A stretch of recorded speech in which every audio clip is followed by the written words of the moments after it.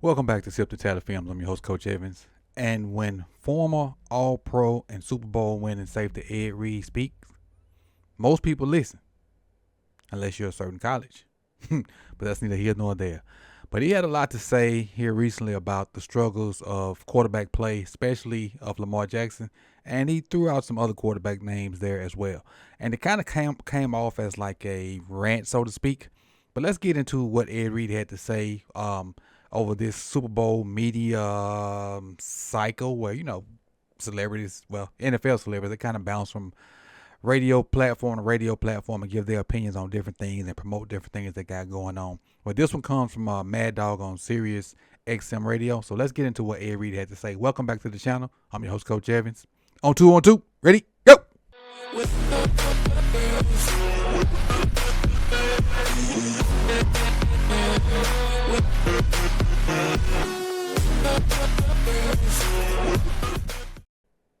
All right, appreciate you guys coming on back. Let's get into this Ed Reed film. And as we transition, if you have not subscribed, go ahead and hit that subscribe button.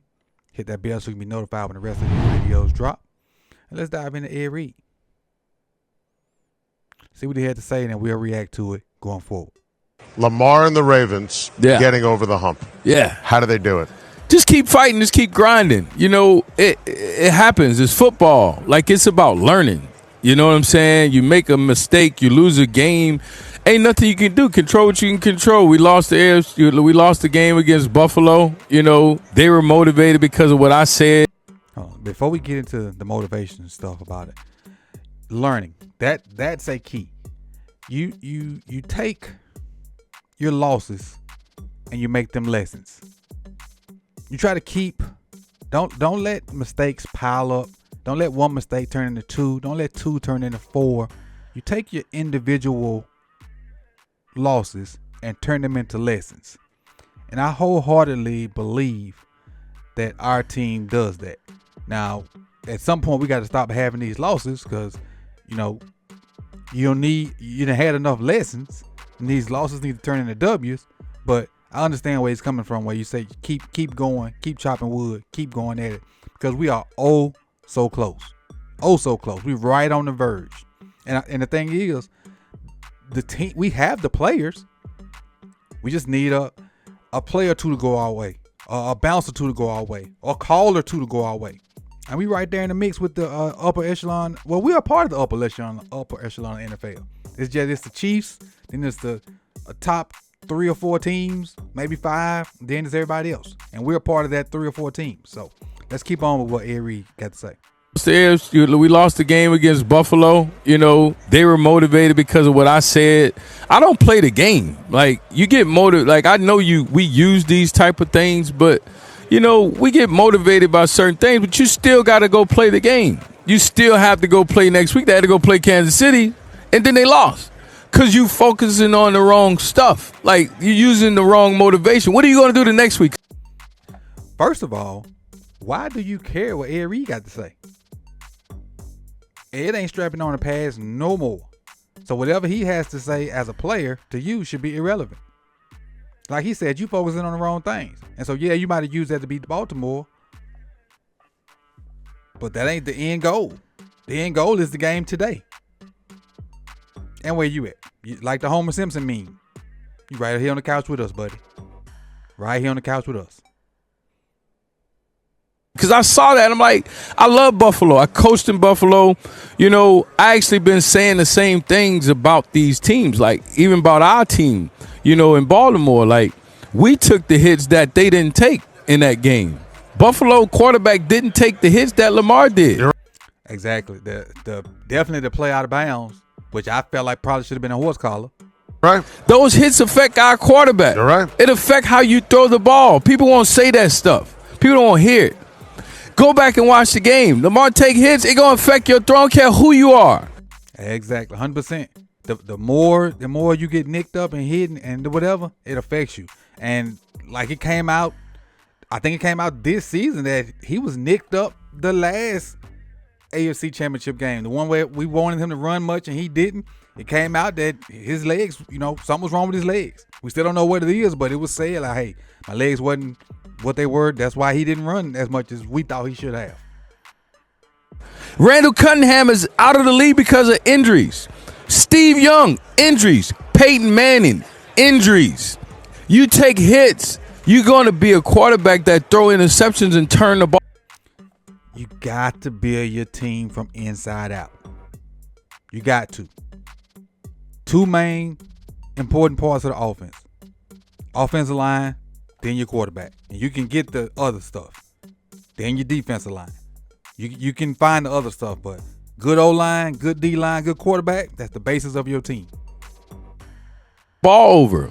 Quarterbacks don't take hits. And when they do, it affect their throwing. That's what I was saying about Josh Allen.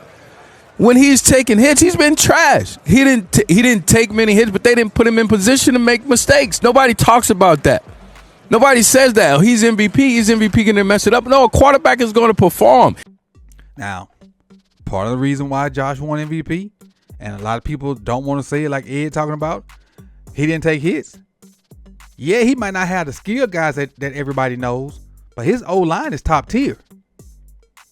And when you keep him clean, which is what Ed is saying, you can do stuff. He can run around and make them plays. He can stand in the pocket and showcase that rocket arm. If you give him 4 or 5 seconds, Shakur can get open in the slot. The tight ends can get open. Or if they cover, then he can take off and run because he ain't small either. His type of run and Lamar type of run is two different things. People make business decisions to tackle Josh. Just like the same way they make business decisions to tackle Derrick Henry. DBs make business decisions tackling Josh because they don't want to be embarrassed. So his offensive line is top tier. His skill guys may not be as notable, but his offensive line is top tier, and that crap matters. He's not just going to run the ball. Why they not saying Josh Allen was a running back and not Lamar? Exactly. First year they started, Josh Allen had more rushing attempts than Lamar Jackson. Never once said he was a running back. Who looked more like a running back? Why we don't do that? But we know why. You know what I'm saying? Like, we got to get away from the. It's a shame, man. It's 2025. We still doing this. Yes, man. You know, like we're in 2025 now, bro. Let's just tell it for what it is. So do you think because of that, Lamar doesn't get the credit he deserves? I mean, partly. I mean, he's black in America, man. Like, it's, ain't no fact, ain't no secret to it. So you think it's a double standard? It's definitely still there. Like, it's definitely still there. Because the man threw the ball, he do his thing. He's not a running back. He's a quarterback. Lamar and the Ravens. So I don't see where Ed missed the ball on anything. And I don't think it's a gaslight situation or it's anything like that. It's just facts. It is what it is. And we know it. And we know what we have to do to try to be better. And it shouldn't be that way, but it simply is. And so Ed, Ed was candid with it. He didn't sugarcoat stuff, but Ed never sugarcoat stuff. Never. He speaks from the heart. He's passionate. He's emotional. And I love that about Ed. Because I have some of them same traits. And that's why I just stay away from certain things. But felt like Ed spoke from the heart. And it's just something I wanted to share and give my reaction to. Because I don't think it was a malicious interview. I don't think it was no ill toward Josh or any other quarterback. They asked the question. He gave a straight up answer.